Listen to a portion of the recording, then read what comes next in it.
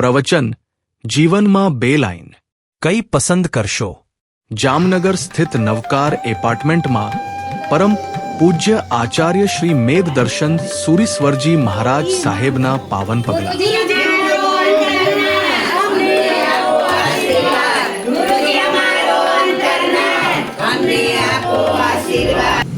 ત્રણ લોકના દિવ્યાજ્ય પરમપિતા પરમાત્મા મહેશ્વર ભગવંતની માતાઓને 45 સ્વપ્ન આવેલા. 14 નહીં, 28 નહીં, 45. કારણ કે પહેલા દેવાનંદા માતાની મુક્ષીમાં આવ્યા ભગવાન. ત્યારે દેવાનંદાએ 14 સ્વપ્ન જોયા. પાછા દેવાનંદાને પોતાના મોઢામાંથી બહાર નીકળતા 14 સ્વપ્ન જોયા. અને ત્રિશલા દેવીએ પોતાના મોઢામાં 14 પ્રવેશતા જોયા. તો કેટલા થઈ ગયા? 42. મહેશ્વર ભગવાનની માતાઓએ છેલ્લા ભાગમાં 42 સ્વપ્ન જોયા. મહેશ્વર ભગવાને કેટલા સ્વપ્ન જોયા ખબર છે? 10. મહેશ્વર ભગવાને પોતે 10 સ્વપ્ન જોયેલા. જો તમે પર્યુષણના બધા વ્યાખ્યાન વ્યવસ્થિત સાંભળતા હો તો પર્યુષણના 6થા દિવસે 6થું વ્યાખ્યાન જે કલ્પસૂત્રનું આવે, જેમાં ભગવાનના સાધના કાળની વાત આવે, દીક્ષા લીધા પછી નહીં, એમાં સુલપાણી યક્ષના મંદિરમાં પરમાત્મા ગયેલા અને સુલપાણી યક્ષે ભયાનક ઉપસર્ગો રાત્રિના સમય કરેલા અને હજી ભગવાનની દીક્ષાનું 1 વર્ષ પણ પૂરું નહોતું થયું. પરમાત્મા થાકી ગયેલા હતા. આટલો બધો અનુભવ સહન કરવાનો પણ નહોતો રાજકુમાર હતા. એટલે છેલ્લે ક્ષણ માટે ભગવાનને ઊંઘ આવી ગયેલી ઊભા જ કૌશકમાં. અને એમાં ભગવાન રામેશ્વમીએ 10 સ્વપ્ન જોયેલા. અને સવારના બાજુના ગામના ઉત્પલ અને ઇન્દ્ર શર્મા નામના નૈમિત્તિક આવેલા અને પરમાત્માને પૂછવા લાગ્યા કે ભગવાન, અમારા નૈમિત્તિક શાસ્ત્રથી અમને ખબર પડી છે કે રાત્રે આપણે 10 સ્વપ્ન જોયા છે. એમાંના પહેલા સ્વપ્નનું આ ફળ, બીજાનું આ ફળ, ત્રીજાનું આ ફળ, એમ કરી આ વખતે પરીક્ષણમાં બરાબર સાંભળશું. ટાઈમસર આવી કે 9 સ્વપ્નના કયા ફળ, ચોથાનું આ ફળ, પાંચમાનું આ, છઠ્ઠાનું આ, સાતમાનું, આઠમાનું, નવમાનું ફળ આ મળશે. પણ ભગવાન 10મું સ્વપ્ન આપે જે જોયું છે ને એનું ફળ અમને ખબર પડતી નથી.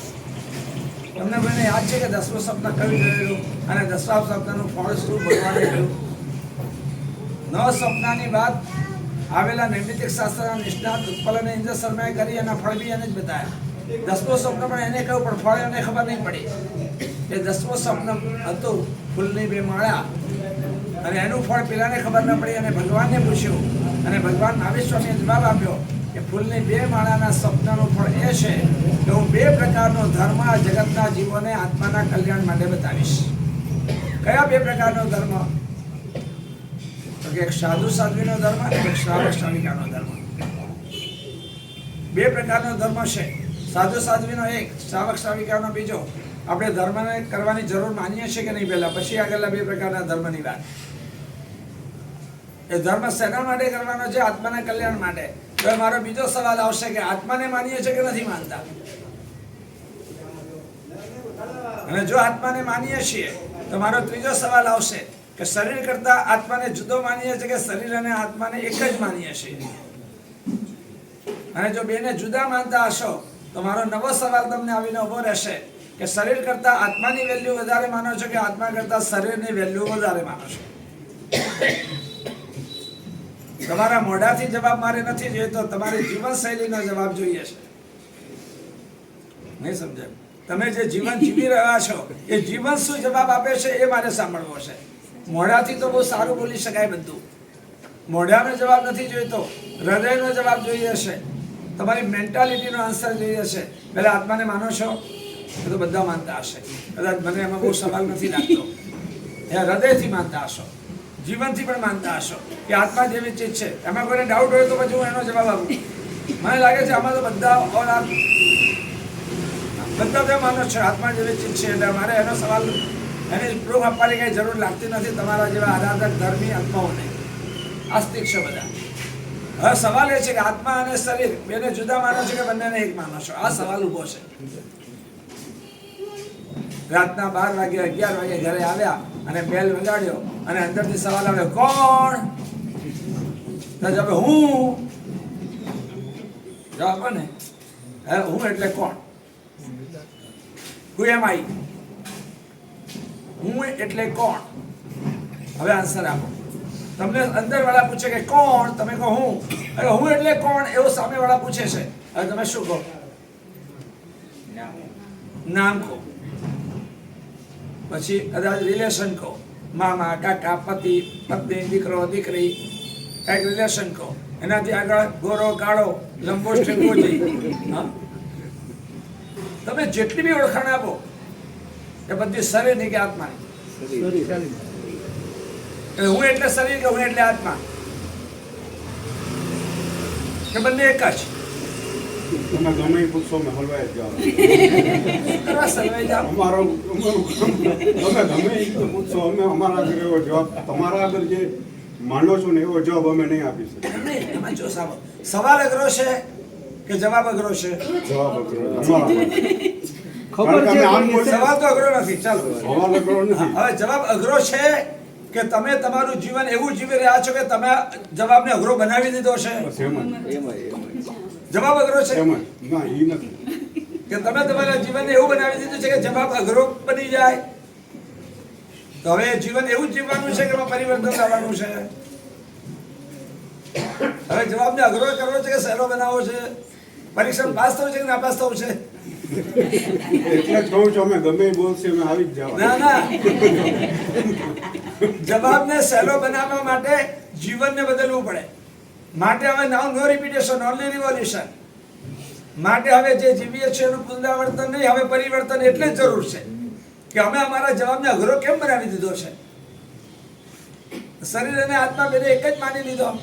ચાલો, દુનિયાની અંદર વ્યવહારથી પોતાનું નામ પણ કહેવું પડે. કોઈ નામ નથી, દુનિયામાં જીવીએ છીએ આપણે, અને દુનિયામાં જીવતા હોય તો પોતાનું નામ કહેવું પડે. એમાં એમ ના બોલાય કે કોણ, હું એટલે આત્મા, હું ના બોલાય. કોઈક મજાક મસ્કરી કરે, ચા જલ્દી વચ્ચે આપણી પટ્ટી પડે. એ કોઈ સંત મહંતની વાત જુદી છે. મળ્યા તો મને એક મહાત્મા, વર્ષો પહેલાની વાત છે, હું ઓળખતો નહોતો. અમે જે ઉપાશ્રયમાં હતા ત્યાં મોડા એ આવ્યા હશે, મને ખબર પડી. અમારા ગુરુદેવ અમને ઉચિત શીખવાડ્યું છે, કોઈ પણ મહાત્મા હોય, ઓળખતા હોય ના ઓળખતા હોય, કોઈ પણ ગચ્છ, કોઈ પણ પદ, કોઈ સમુદાય, ગમે તે માન્યતા હોય, આપણે મહાત્મા પાસે જવાનું, એના સાથે રિસ્પેક્ટ આપી અને સુંદર વાતો કરવાની, એનું ઔચિત્ય શ્રેષ્ઠ કોટીનું પાડવાનું. તો હું ગયો મહાત્મા પાસે, ઓળખતો નહોતો જીવનમાં, પહેલી વાર મેં એમને જોયા, એમને મને જોયા. મેં એમને પૂછ્યું કે આપનું નામ? એમને જે જવાબ આપ્યો ને એ હજી મારા કાનમાં ગુંજે છે. 30-35 વર્ષ પહેલાની આ વાત છે કે 40 વર્ષ પહેલાની. ऐसी तो मैं आत्मा हूँ लेकिन लोग मुझे ये नाम से पहचानते हैं. ऐसी तो मैं आत्मा हूँ लेकिन लोग मुझे ये नाम से पहचानते हैं. પણ એ મહાત્માની વાત છે, આપણી બધાની વાત નથી. આપણે તો આ જ ઓળખાણ આપશું, આપણું જે નામ હશે તે અથવા જે રિશ્તો હશે તે. પણ ભીતરમાં આપણને ખબર છે કે આ મારે દુનિયાના વ્યવહાર માટે નામ આપવાનું છે. હકીકતમાં હું આ નથી, હું આત્મા છું, એવું ભાન ખરું કે નહીં? મારો સવાલ આ છે. શરીર અને આત્માને જુદો માનો કે એક માનો? અંદરથી, બહારથી ભલે ક્યાંક શરીરની ઓળખાણ કરવી પડે, ક્યાંક આત્માની ઓળખાણ બી કરાવવી પડે, ક્યાંક શરીરથી વ્યવહાર કરવો પડે, ક્યાંક આત્માનો વ્યવહાર બી કરવો પડે. એમાં કોઈ ના નથી. પણ ભીતરમાં આપણને એવું ભાન ખરું ને કે હું આત્મા છું. તો પછી આત્માના કલ્યાણ માટે પરમાત્માએ 2 માર્ગ બતાવ્યા છે કે સાધુ સાધ્વી બનવાના, કે શ્રાવક શ્રાવિકા બનવાના. આત્માને ન માનતા હોઈએ અથવા શરીર કરતા આત્માને જુદો ન માનતા હોઈએ તો આ વ્યવહાર કેવી રીતે કરવાનો? માનીએ છીએ આત્મા અને શરીર બે છે, બે એક છે કે જુદા છે?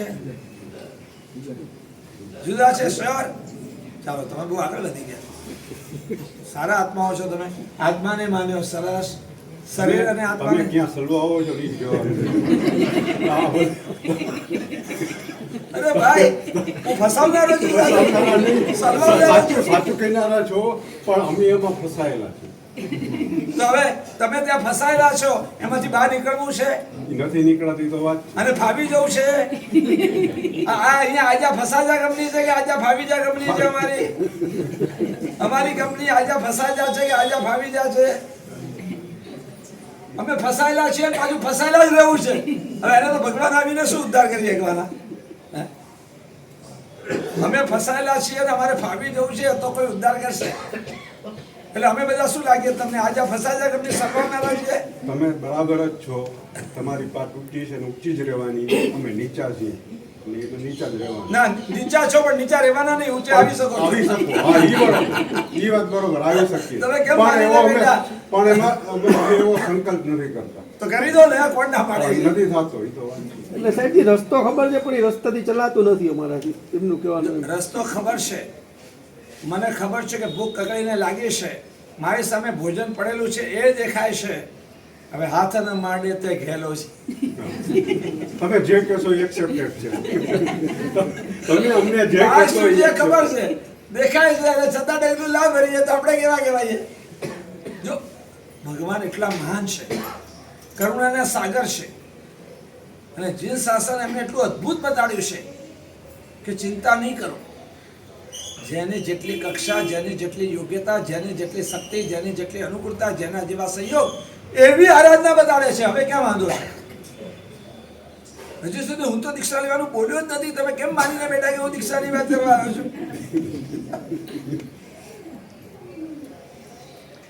તમને ખબર છે ને, આ શત્રુંજયની ભાવયાત્રા રવિવારે કરાવી ત્યારે મેં દ્રષ્ટાંત આપેલું, તમે સાંભળ્યું હોય તો, કે વજ્ર સ્વામીજી ગામમાં રહ્યા છે અને રોજ સવારના સ્ટંડીલ માટે ગામની બહાર જંગલમાં જાય અને જંગલમાંથી પાછા આવતા હોય એમના શિષ્યોની સાથે રોજ જવાનું અને આવવાનું ચાલુ. ગામની બહાર જેમ વાઘરી રહે, કોળે રહે, હરિજન રહે, જુદા જુદા લોકો રહે, એમ વણકર એટલે હરિજન એક પ્રકારના, એ વણકર પણ રહેતો હતો ગામના છેડે. રોજ ત્યાંથી જાય ને રોજ ત્યાંથી આવે. હવે વણકર હતો દારૂડિયો, શિકારીનું વ્યસન, દારૂ વિના એને ક્ષણ માટે પણ ના ચાલે. એક પેક પૂરો ન થયો ને બીજો પેક, બીજો પૂરો ન થયો ને ત્રીજો. દારૂ એ જેનું જીવન હતું તો કહીએ. માણસ પહેલા ટેવ પાડે છે અને પડી ગયેલી ટેવ માણસને પછી પાડે છે. એટલે સૌથી પહેલા ખરાબ ટેવ પાડવાની જ નહીં. જ્યાં ખોટા રસ્તે જવાનું થાય ત્યાં સ્ટોપ કરી દેવાનું. ત્યાં ભાઈ અહીંયા ના જવાય, મારા માટે આ રેડ સિગ્નલ છે, ભૂલે ચૂકે પણ મારે આ દિશામાં આગળ નથી વધવું. તમારો મોબાઈલ બહુ જલ્દીથી તમને ખોટી ટેવ પાડી અને ખોટી જગ્યાએ લઈ જનારું તત્વ છે. આ મોબાઈલમાંથી જેટલા બહાર નીકળાય ને એટલો નીકળવાનો પ્રયાસ કરો.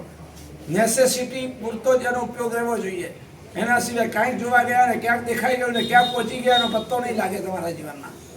અહીંયા શું વાત ચાલે છે? પેલો રોજ જાય ને રોજ આવે, પેલો જોઈએ છે એટલે કે છે મહાત્મા મહાત્મા.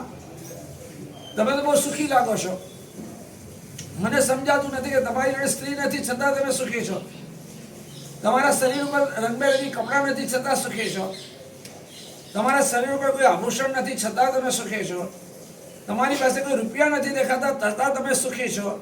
કેવો કપાળ ઉપર તેજ દેખાય છે, કેવી મોઢા ઉપર ફાટફાટ પ્રસન્નતા ઉભરાય છે, અને અમારી પાસે બધું છે તોય અમે દુઃખી છીએ. સમજાતું નથી.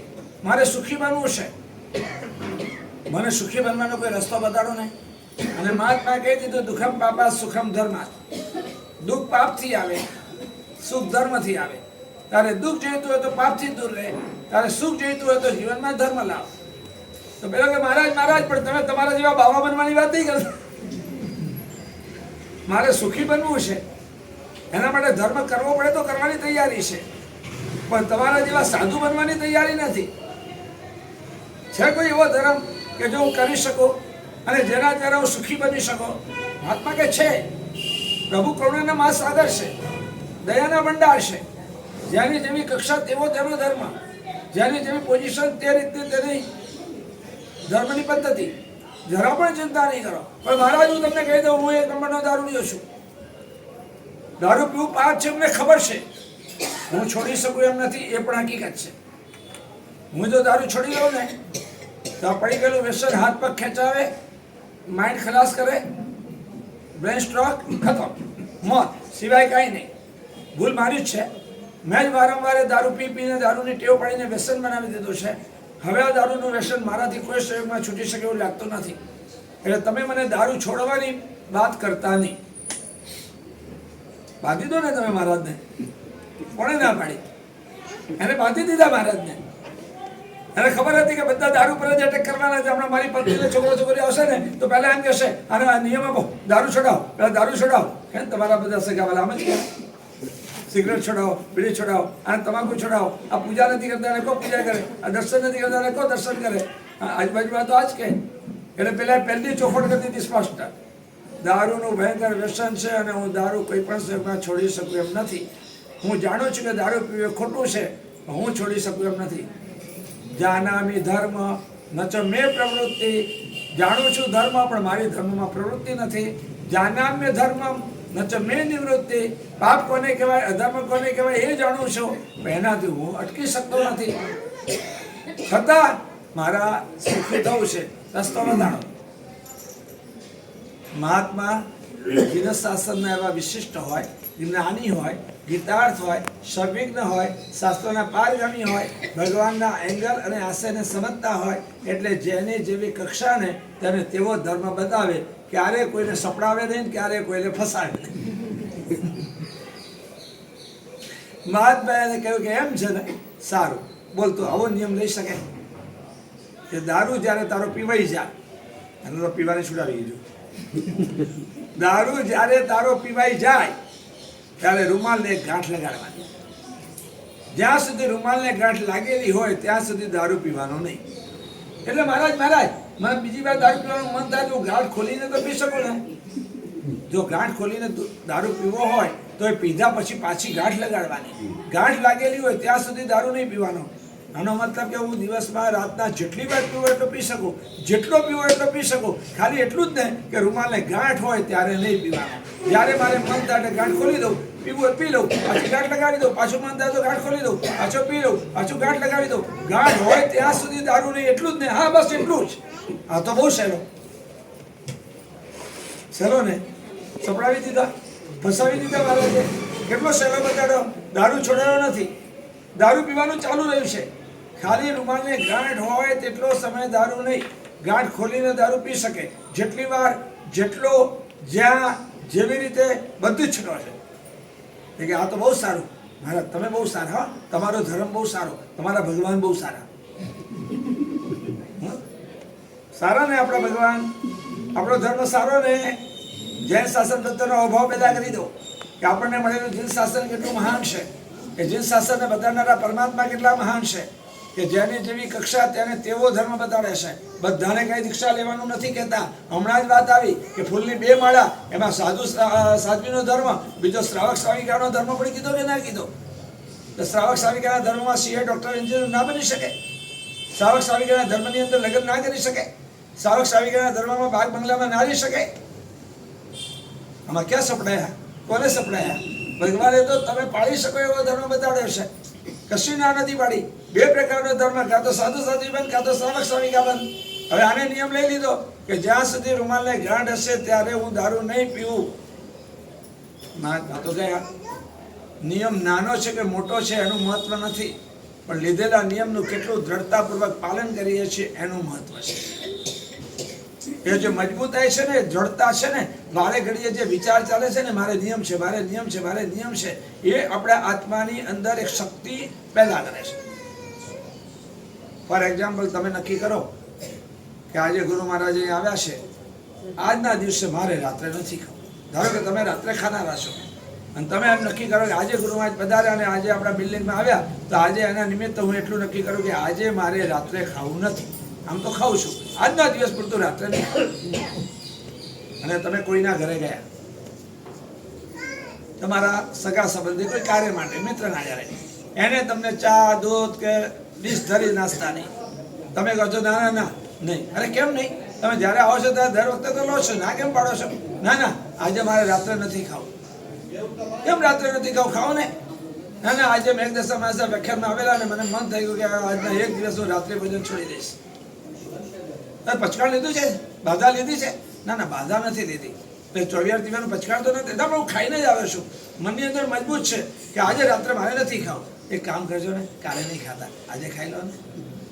ખાઈ લો ને. પછી દિવ્યાનું પચકાળ ન હોય તો, બાધા ન લીધી હોય તો ખાઈ લો કે ના ખાઈ લો? એને ખોટું ન લાગે એટલા માટે, એને ખરાબ ન લાગે એટલા માટે ખાઈ લો કે ના ખાઈ લો? પણ જો નિયમ લીધો હોય તો, એક જ દિવસનો નિયમ લીધો હોય તો, ના મારે આજે દિવ્યાનું પચકાણ છે, મેં લઈ લીધું, તો પેલો બી આગ્રહ નહીં કરે. બાધા છે, એને ખોટું બી નહીં લાગે, ખરાબ પણ નહીં લાગે. સાચી વાત. નિયમ નાનકડો છે, એક જ દિવસનો. એની તાકાત કેટલી કે તમે બોલો કે આજે મારે નથી ખાવાનું, બાધા લઈ લેવી છે. બહુ આગ્રહ છે ને, આજે ખાઈ રહ્યો છું, કાલે હવે નહીં ખાવું. દાદા મારી માં શીરા પરથી નાપસી પર જા, આજ પરથી કાલ પર જા. કેટલા જલ્દી આપણે નબળા દુબળા બની જતા હોઈએ છીએ.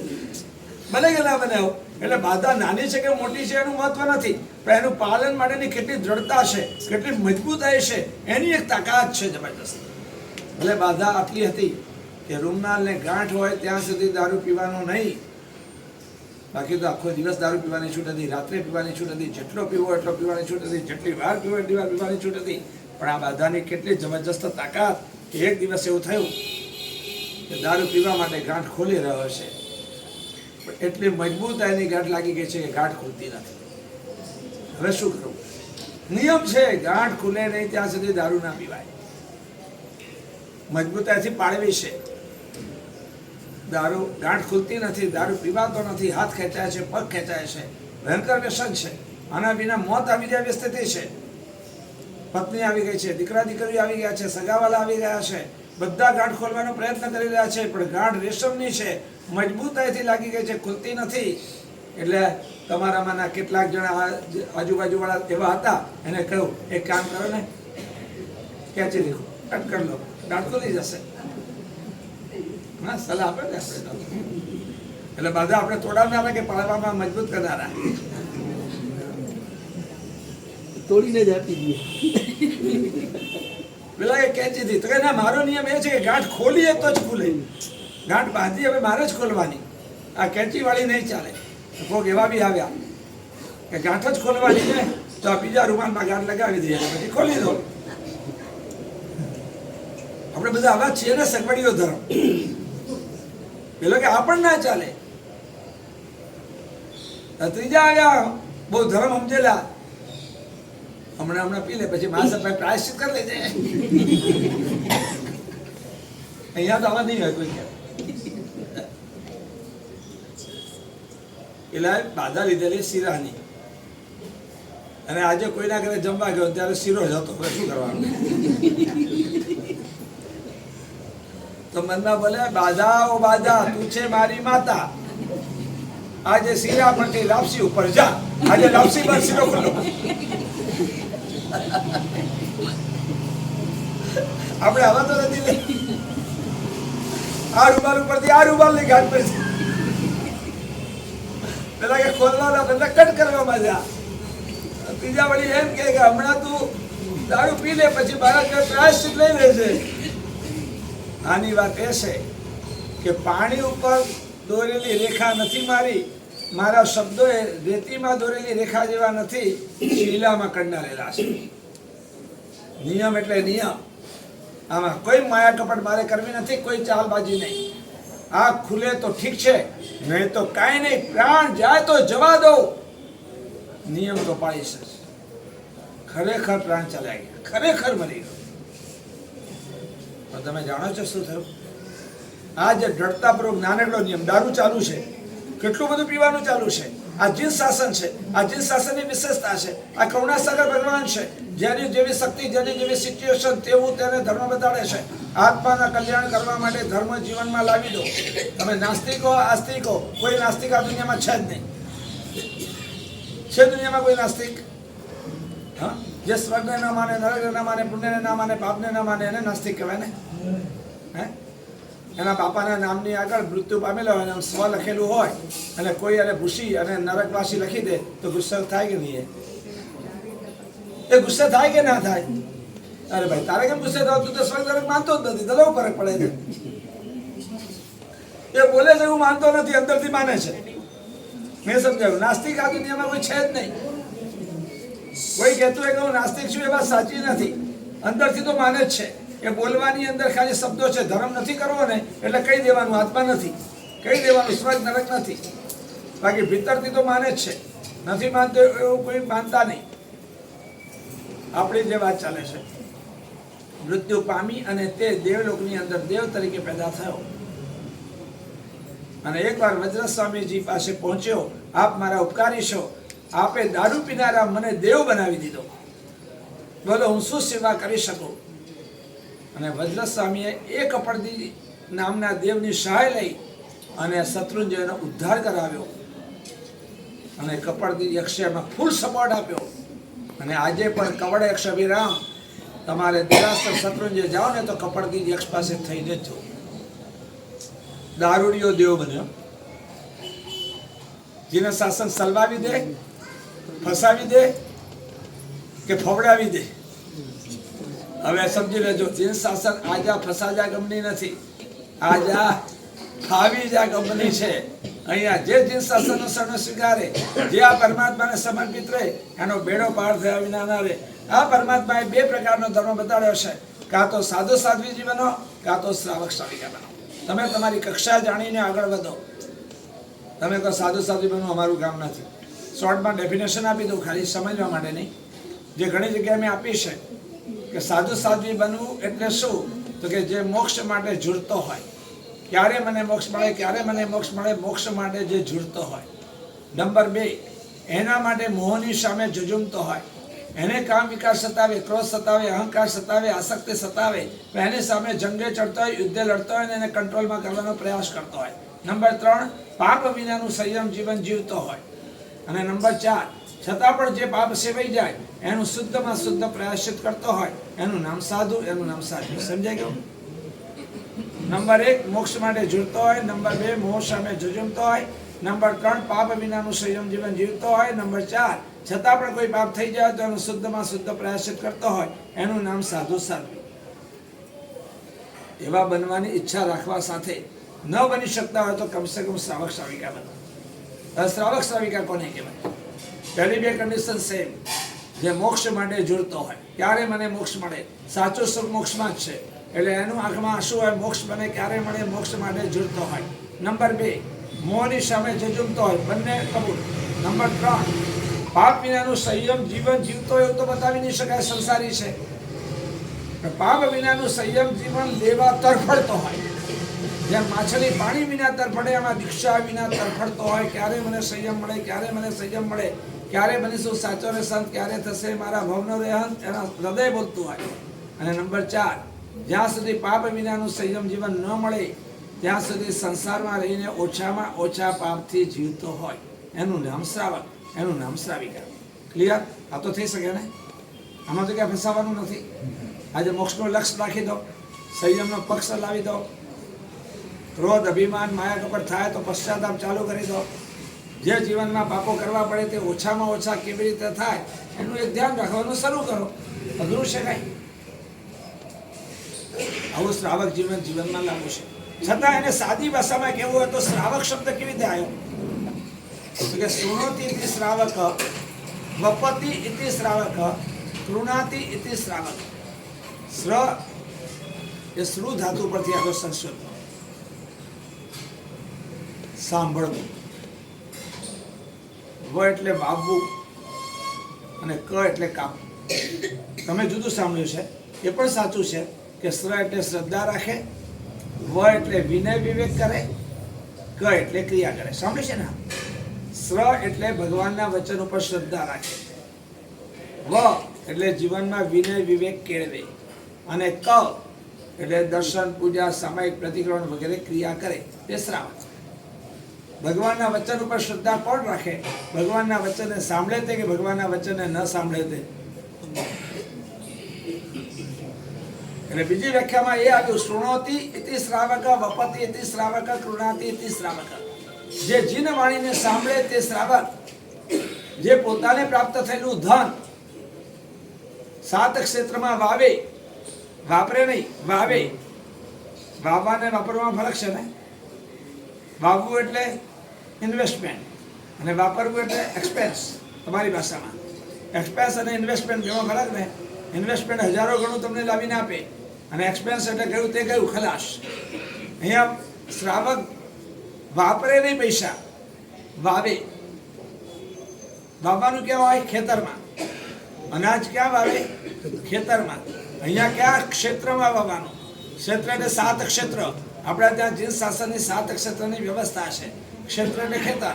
આ 7 ક્ષેત્રમાં પોતાનું ધન વાવે અને કાપે. પેલા સાંભળે એટલે શું સાંભળે? શ્રુ એટલે શૃણોતિ, સાંભળે. કોને સાંભળે? ક્રિકેટ કોમેન્ટ્રી સાંભળે, હા, પિક્ચર ને સ્ટોરી સાંભળે, ગામની પંચાયત સાંભળે કે જીનવાણી સાંભળે? જીનવાણી સાંભળવાનો આદર કેવો હોય? એક બાજુ મોદી આવે ને એક બાજુ મહાત્માનું પ્રવચન હોય તો ક્યાં જાઓ સેમ ટાઈમ? તો એ મોદીને છોડીને મહાત્માને સાંભળવા જાઓ, એટલો સાંભળવાનો રસ જેને હોય તે શ્રાવક કહેવાય. એક બાજુ અમિતાભ બચ્ચન આવે ને એક બાજુ મહાત્મા આવે તો ક્યાં જાઓ?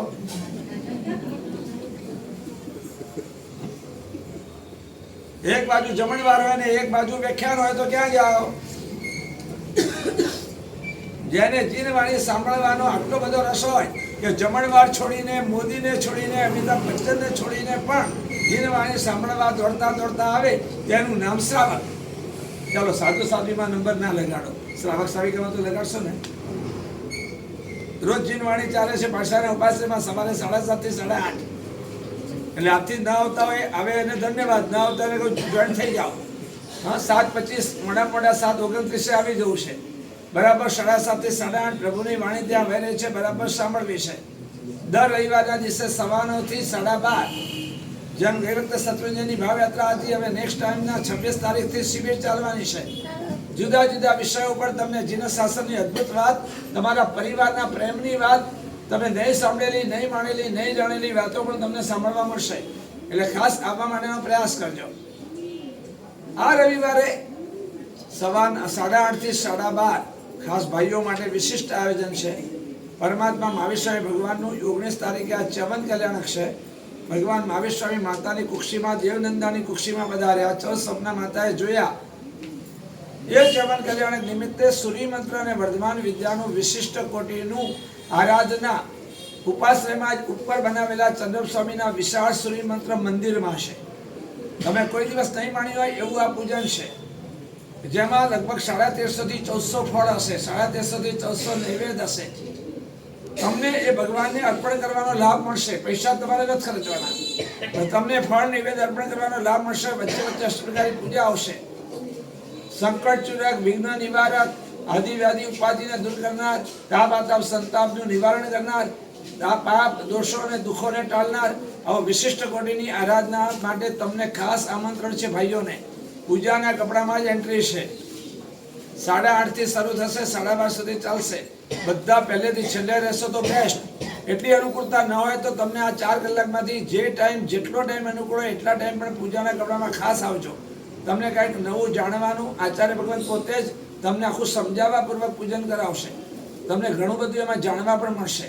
એટલે તમને ખાસ પ્રેરણા છે કે રવિવારના પૂજનની અંદર આવજો. અને દર રવિવારે 4 થી 5:30 આવીને પછી બાપરી લેજો, સૂઈ જજો. ચા અને ગીગાભાઈના ગાંઠિયા ખાઈ લેજો અને પછી 4 વાગે આવી જજો. 4 થી 5:30 તમે ભલે મહાભારતની સિરિયલો જોઈ કે રામાયણની સિરિયલો જોઈ, પણ એના કરતાં આપણે કંઈક જુદું અને કેટલુંક એમાંનું અને કંઈક નવું અને તમારા જીવનમાં કામ લાગે એવું મહાભારતના આધારે જાહેર પ્રવચન માળા છે. બેસ કયો છે? મહાભારત. અને મહાભારતના આધારે ચાલનારો આ બેસ, એની જે આ પ્રવચન માળા ત્યાં આગળ ચાલુ થશે. દર રવિવારે 4 થી 5:30 આવવા માટેનો પ્રયાસ કરજો. આ વખતે મોટા ઉપાસક જ્યાં સાધ્વીજી ભગવાન બિરાજમાન છે, એ સાધ્વીજી ભગવાનને 99મો વર્ષમાં પ્રવેશ છે. અને તેથી આ રવિવારનું 4 થી 5:30નું પ્રવચન એ મોટા ઉપાશ્રયમાં છે. જોયો છે ને, જ્યાં સાધ્વીજી ભગવાન બિરાજમાન છે. કદાચ ન જોયો તો પછી તો ત્યાં આવવાનું છે. એટલે જોયો છે પણ આવવાનું નથી, તેનો મતલબ છે જોયેલા. અને મામાનું ઘર કેટલે દીવો પડે એટલે. તો 4 થી 5:30 તે પ્રવચન ધારાની અંદર ભીજાવા માટે પણ આવવા માટે તમને આમંત્રણ છે. તમારા બાળક બાળિકાને રવિવારે, શનિવારે 3 થી 4 ને 4 થી 5:30 શિબિરમાં મોકલજો. અને રવિવારે સવારે અષ્ટપ્રકારી પૂજા છે, 6:30 થી 8:30, 6:45 સુધી પણ તમે એને પૂજાના કપડામાં મોકલી શકશો. આપણી વાત એ ચાલે છે, ભગવાને 2 પ્રકારનો ધર્મ બતાડ્યો, એક સાધુ સાધ્વીની વાત, એક શ્રાવક શ્રાવિકાનો. શ્રાવક કોને કહેવાય? તો એ સાંભળે, વાવે અને કાપે. સાંભળે તો કોને સાંભળે? જીન વાણીને સતત સાંભળ્યા કરે તે શ્રાવક. એટલે તમે નક્કી કરો, જીન વાણી મારે સાંભળવી છે, એક પણ દિવસ, એક પણ મિનિટ છોડવી નથી. મહાપુરુષોએ કહ્યું છે કે પૂજાનો સમય અથવા સ્નાત્રનો સમય પણ એવી રીતે ગોઠવવાનો કે જીન વાણીનું એક પણ વાક્ય સાંભળવાનું રહી ન જાય. તમને ખૂબ ધન્યવાદ આપો કે તમે સ્પેશિયલ જીન વાણી સાંભળવા મને અહીં બોલાવ્યો. તમે લોકો જીન વાણી સાંભળવા આવીને બેસી ગયા. તમને ન ફાવતો સમય હોય તોય, અને આટલું સરસ રીતે સાંભળો છો હસતા હસતા ખુશખુશાલ બનીને. બાકી તો સૌથી મોડું કરી દે ધીમે પીધું હોય તમારો પ્રભાવ એના બદલે હસતા ખેલતા સરસ રીતે તમે સાંભળો છો એ બદલ તમને ધન્યવાદ. આ જીન વાણી અહીંયાથી પૂરી ના થાય. હું તો તમને પ્રેરણા અને ઇન્વિટેશન આપવા આવ્યો છું, તમે ત્યાં આવજો. એટલે અહીંયાથી અહીં આવ્યા એટલે ઘરે આવીએ અને કામ થઈ જાય એમ નહીં. ઘર આવેલી નદીમાં ડૂબકી ના લગાવાય. ક્યારેક પાણી લેવા માટે ઠેર ગંગા નદીમાં પણ જવું પડે. હા, તો અહીં આગળ જીનવાણી સાંભળવા આવજો. સાંભળે, વાવે, 7 ક્ષેત્રમાં પોતાનું ધન વાવે અને કાપે તો કોને કાપે? બીજાની વાતો ને કે કસાયની પરિણતિને કાપે. ક્રોધ, માન, માયા, લોભ, કામ, વિકાર, વાસના, વિષય અને કસાયની પરિણતિને કાપે તેને શ્રાવક કહેવાય. આપણે પહેલી વાત કરીએ, શ્રાવકના જીવનમાં આવવા માટે પહેલા સાંભળવાનું શરૂ કરો. સાંભળવાની કેટલી મોટી તાકાત છે ખબર છે તમને? અને જીનવાણી સાંભળવાનું બંધ કરી દઈએ તો નુકસાન કેટલું બધું છે. એક નગરની અંદર નંદ મણિયાર નામનો વ્યક્તિ હતો. એનું નામ હતું નંદ મણિયાર. અને પ્રભુની વાણી સાંભળતો હતો અને સાંભળવા દ્વારા એને શ્રાવક જીવન સ્વીકાર્યું. શ્રાવક જીવનના સુંદર મજાના આચારો વગેરેનું સેવન કરી રહ્યો છે. ધીમે ધીમે મહાત્માનો યોગ ઘટતો ગયો. જીન વાણી સાંભળવાનું બંધ થયું અને બંધ થવાનું પરિણામ એ આવ્યું કે જીન વાણી અને જીન શાસનથી ઘણો બધો દૂર થવા લાગ્યો. અને પછી એને વાવ, કુવા, તળાવ, નદી ખોદાવ્યા અને પરિસ્થિતિ એવી આવી કે મૃત્યુનો સમય નજીક આવ્યો ત્યારે એને ગરમી અને ભયંકર તરસ લાગી. સતત થયા કરે છે પાણી, પાણી, પાણી, પાણી. એને પ્રભુ યાદ નથી આવતા, ગુરુ યાદ નથી આવતા, જીન વાણી યાદ નથી આવતી, કારણ કે જીન વાણીથી દૂર થઈ ગયો. અને એના મનની અંદર એક જ ચાલે છે, પાણી, પાણી, પાણી, પાણી, પાણી. અને મનમાં વિચાર આવે કે પેલા દેડકા કેટલા સુખી છે કે પાણીની અંદર જ છે અને પાણીની ક્યારે શોર્ટેજ નહીં. આયુષ્ય બંધાયું, મૃત્યુ પામીને સિદ્ધ એ વાવમાં દેડકો. તૈયારી છે ને દેડકો બનવાની? ડ્રાઉં ડ્રાઉં ડ્રાઉં મજા આવે ને? એ પાણી, પાણી, પાણી, પાણી, પાણી, પાણી, પાણીની રેસમાં આયુષ્ય બંધાયું, મૃત્યુ પામીને ત્યાં દેડકો બની ગયો. થોડોક સમય થયો, 3 લોકના નાથ દિવાયદેવ પરમપિતા પરમાત્મા મહાવીર ભગવાન, આ રાજવીર નગરીની વાત છે. રાજવીર નગરીની બહાર તેઓ આવ્યા, સમોષણ મંડાયું, ચારે બાજુ પ્રસિદ્ધ થઈ ગઈ. ભગવાન મહાવીર પધાર્યા છે. એમની દેશના સાંભળવા જઈએ. સૈનિક મહારાજા પોતે ઘોડા ઉપર બેસી પોતાના વિશાળ પરિવાર સાથે જીનવાણી સાંભળવા જઈ રહ્યા છે. મગધ દેશના રાજા, જેની આટલી જવાબદારી, એને જીનવાણી સાંભળવાનો ટાઈમ મળે. તમારી જવાબદારી એના કરતા વધારે હશે, વધારે ડ્યુટી હશે ને? આજે નક્કી કરી દો, વેલ ધરી વિલ ધરી બે. જ્યાં આગળ ઈચ્છા શક્તિ હોય ને, રસ્તા સામેથી આવી જાય. એક વાર નક્કી કરી દો, ગમે તે સંયોગની અંદર મારે 1 કલાક એડજસ્ટ કરીને પણ પ્રભુની વાણી સાંભળવા જવું છે. બાકીના બધા આગળ પાછળ એડજસ્ટ કરવા પડશે, બધા પ્રોગ્રામ એડજસ્ટ કરીશ, પણ પ્રભુની વાણી સાંભળવાનું છોડીશ નહીં.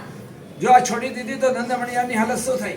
એ પ્રભુના શાસનથી દૂર થઈ ગયો, અરે મનુષ્ય ભાવથી દૂર થઈ ગયો, એ દેડકાના ભાવ સુધી પહોંચી ગયો. અને આજે આ શ્રેષ્ઠ મહારાજા વિશાળ પરિવાર સાથે પ્રભુની વાણી સાંભળવા માટે નીકળ્યા છે. આગળ વધી રહ્યા છે ને લોકો વાતોચીતો ચાલે છે.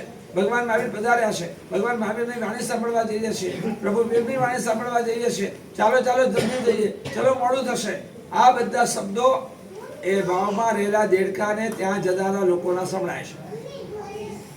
અને સાંભળતા સાંભળતા કંઈક સાંભળેલું છે, કંઈક સાંભળેલું છે, કંઈક સાંભળેલું છે. પંચેન્દ્રિય છે, દેડકાને પણ બુદ્ધિ છે, મન છે, એ વિચારી શકે છે. આ દેડકાએ સાંભળ્યા શબ્દો, આવું કંઈક સાંભળેલું છે, આવું કંઈક સાંભળેલું છે, આવું કંઈક સાંભળેલું છે. અને વિચારતા વિચારતા અને જાતિશપણે જ્ઞાન થયું એટલે પૂર્વનો જન્મનું યાદ આવી કે પૂર્વના જન્મની અંદર હું બી ભગવાન મહાવીરની વાણી સાંભળવા જતો હતો. હું પણ જીન વાણી સાંભળીને આટલો ઉત્તમ પૂર્ણ આરાધક બન્યો હતો. હું જીવનમાં આટલી સરસ સાધના કરતો હતો, પણ આ જીન વાણી સાંભળવાનું છોડી દીધું. આનું પરિણામ તે આવ્યું કે છેલ્લે આ પાણીના લાદમાં મૃત્યુ પામીને દેડકો બન્યો. હવે મારા બહાર આવવું હોય, મારા આત્માને ઉદ્ધાર કરવો હોય તો એક જ ઉપાય છે, પાછું જીનવાણી સાંભળો. કેમ મેં જીનવાણી સાંભળવાનું છોડી દીધેલું? ધિક્કાર છે મને, મેં જીનવાણી સાંભળવાનું છોડી દીધો. આનું પરિણામ દેડકા બનવું પડ્યું. માનવ દેવ બનવા સર્જાયેલો છે ને દેડકો બની જાય? અરે માનવ તો દેવાથી દેવ બનવા સર્જાયેલો છે ને દેડકો બની જાય? કેમ ચાલે? ના, હું પાછું મારું જીવન બદલીશ, જીનવાણી સાંભળવાનું શરૂ કરી દઈશ. હમણાં જ જઉં છું, હું પણ પ્રભુ મહાવીરની વાણી સાંભળો. અને એમ કરીને દેડકો વાવમાંથી બહાર નીકળ્યો. બહાર નીકળી અને બધા જતા હતા એ દિશાની અંદર એને પણ ચાલવાનું શરૂ કર્યું. ડ્રાઉ ડ્રાઉ ડ્રાઉ દેડકો કૂદતો કૂદતો કૂદતો આગળ. પાછળ ઘણા બધા લોકો આવતા હતા. એમાં કોઈકના ઘોડાનો પગ એના પર ગયો અને મૃત્યુ પામી ગયો. સમોસણ સુધી નથી પહોંચ્યો, ભગવાન મહાવીર સુધી નથી પહોંચ્યો. અને જીનવાણી સાંભળવા જવું છે, એની તમન્ના છે જીનવાણી સાંભળું, જીનવાણી સાંભળું. જો જીનવાણી સાંભળવાની ઈચ્છા અને એનો પ્રયાસ ક્યાં સુધીનું પુણ્ય બંધાવી શકે. તો જીનવાણી સાંભળીએ તો ક્યાં સુધી લઈ જાય આપણને. આ દેડકાએ જીનવાણી સાંભળી નથી, ખાલી એના મનમાં એક જ દેશા ચાલે છે, મારે જીનવાણી સાંભળવી છે, મારે જીનવાણી સાંભળવી છે, મારે જીનવાણી સાંભળવી છે. હું જલ્દીથી જલ્દી પહોંચું, ભગવાન મહાવીરની વ્યાખ્યાન સાંભળું. તમે નક્કી કરી દો, મારે રોજ ઉપાસનામાં જવું છે, જલ્દીથી જલ્દી પહોંચવું છે, મારે વ્યાખ્યાન સાંભળવું છે, 7:30 થી 8:30 સાંભળવું છે, 7:25 પહોંચી જાઉં, 1 મિનિટ પણ લેટ મારે નથી થવું, ગુરુ મહારાજ આવે એની પહેલા હું પહોંચી જઈશ. આ વિચારધારા એ તમને જબરજસ્ત પુણ્ય બંધાવે અને પાપ ખપાવે. દેડકો મરીને શું બને ખબર છે? દેવલોકમાં દેવ. બોલો, મનુષ્ય મરીને દેડકો બન્યો જીનવાણી સાંભળવાનું છોડી દેવાથી અને જીનવાણી સાંભળવાની ઈચ્છા માત્ર કરવાથી દેડકો દેવ બને. શું તાકાત છે જીનવાણી સાંભળવાની? આ તાકાત મોદીને જોવા જવાની ને સાંભળવાની છે? આ તાકાત અમિતાભ બચ્ચન પાસે દોડવાની છે? આ જમણવારની આ તાકાત છે? હે, જમણવાર એટલે દોડવાનું. બોલો તો ખરા, મોદી આવે એટલે દોડવાનું, એને સાંભળવા જવાનું. જીન વાણીની આ તાકાત છે કે જીન વાણી સાંભળી ત્યાં સુધી એનો ઉદ્ધાર હતો.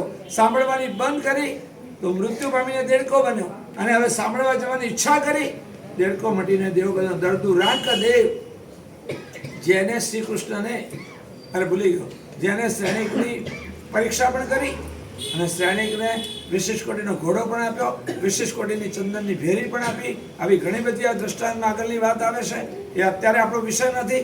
પણ આ દર્દુરાંક દેવે ભગવાનને એકવાર મરો કીધું અને શ્રેણિકને જીવો કીધું, અને અભયકુમારને મરો પણ નહીં ને જીવો પણ નહીં એમ કીધું, મરો અથવા જીવો એમ કહ્યું, અને કાસ ચૌરીને મરો પણ નહીં ને જીવો પણ નહીં એવું કીધું. કેમ કીધું હશે આવું? એ બધું જાણવું હોય તો તમારે ત્યાં આવવું પડે, અહીંયા ના મળે જવાબો બધા. હે, આ દર્દુરાંક દેવ પછી દેવ બન્યા પછી આવે છે આ ધરતી પર એ જીનવાણી સાંભળવા.